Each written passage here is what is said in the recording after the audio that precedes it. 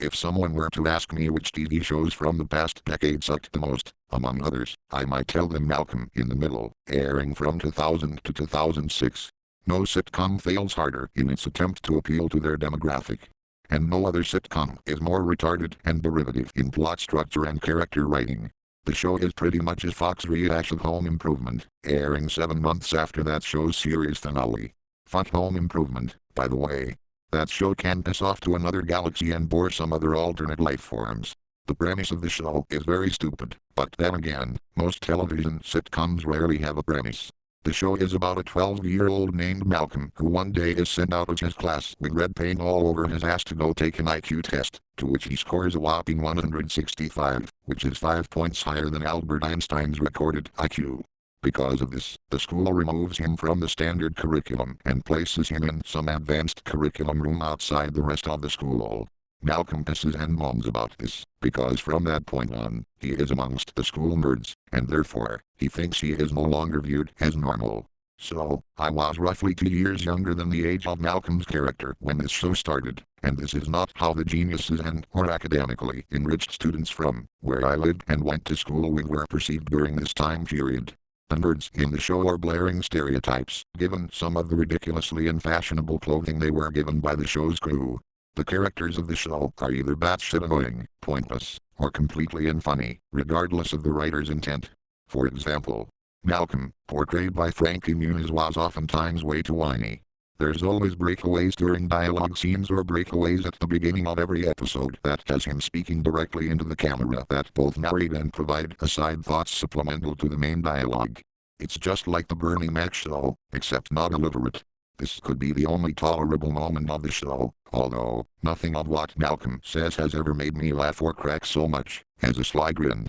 And I thought this show was supposed to be a comedy. Reese is 1 year older than Malcolm and is supposed to be dumber older brother who bullies other kids at school. His head shape is flat approaching the top. Dewey is the youngest of the 4 brothers. He was included to have a character to be the quote-unquote cute kid who provides comic relief, remarks of childhood innocence. Eric Pursullivan, the actor for Dewey, looks inbred. The same goes for Reese's actor, and probably the same thing can be said about Frankie Muniz. As a character, he acts like a girl, too much. And he shrieks too much. In the end, his character became poorly developed, and was written to enact unrealistic feats of showman ephemera to make up for the several long and dull moments when the humor is missing. Too bad for the crew, these parts didn't make the show any less watchable. Dewey's appeal as a character had become even less than Reese's, and there were some hints that they would have attempted to write his story arc to resemble Malcolm's. But nothing that came out of the mouth of this character since the 5th season elicited any comedic seemliness. So the longevity for this show's airing was quite unlikely. Lois, or in real life, referred to as Jane Kaczmarek, is the mother. Aside from overacting at every consecutive line of dialogue, she might be the most startling-looking woman ever casted for a sitcom. She's worse than Roseanne and Laurie Metcalf. She also looks very similar to Patricia Richardson from Home Improvement, except facially more alien-shaped, hence the word startling. I mean, these producers have a mind-boggle of a taste in women. Jane Kaczmarek, or Lois, is always overacting and screaming like a moron, unable to manage her own children. And for some reason, this woman works at a grocery store with a manager named Craig who wants to get into bed with her. Why didn't the woman go to college? Or, better yet, why hadn't she attended a college program during the show, like Jill did? Bryan Cranston plays the father, Cal, a bumbling idiot who speaks in a squealing sort of tone. By the later half of the series, it was nothing but in-season segments of him spazzing out semi-retardedly that we're supposed to take as funny for some reason. With him it was always bottom-of-the-barrel screwball humor, as in him walking around in his underwear and cutting his tongue with a razor blade. There's really not much about Cal that is genuinely interesting, except that his son is a genius. And the worst of all, Francis, played by Christopher Masterson. This character and actor are terrible. He was supposed to be the eldest child in the family and the biggest troublemaker of the 4. None of the scenes he was included in were even essential to the series. They tried to include him in the show by having him completely dislocated from the rest of the family. Instead of living at the house with the rest of the family, which I believe has to be somewhere in mid-California, he is located in Alabama, attending military school, after which he relocates from there to Alaska in the 3rd season. Do you know how much that costs to drive from California to Alabama? or even a plane ticket. And this family is supposed to be dirt poor.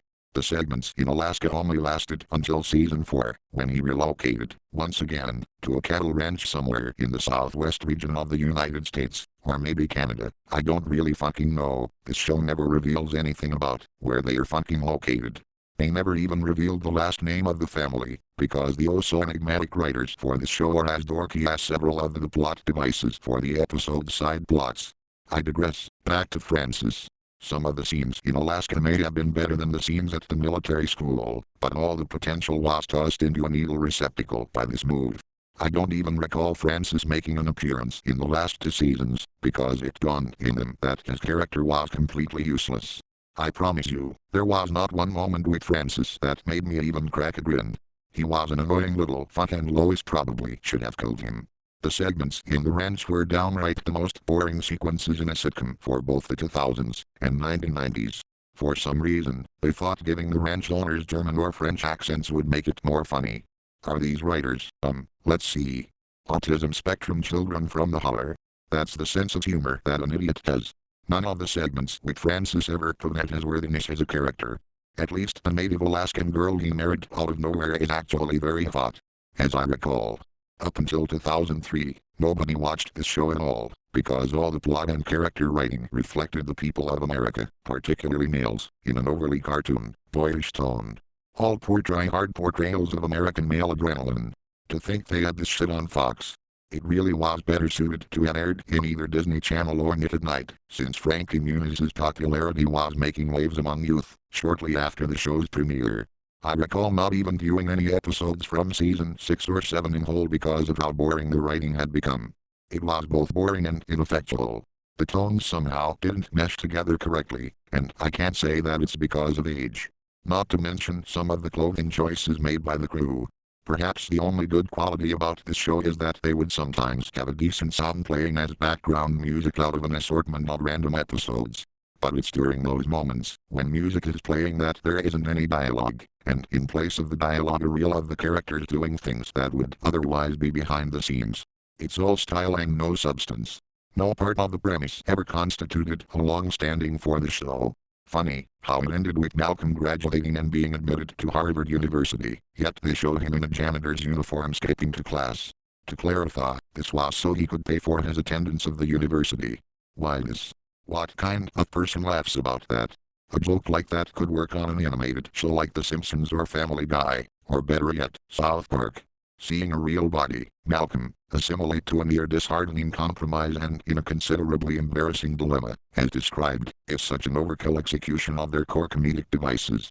If you had any satisfaction with that writing decision and found that funny, you have probably failed a sobriety test at least once in your life. Lois ended up getting pregnant again after Jamie.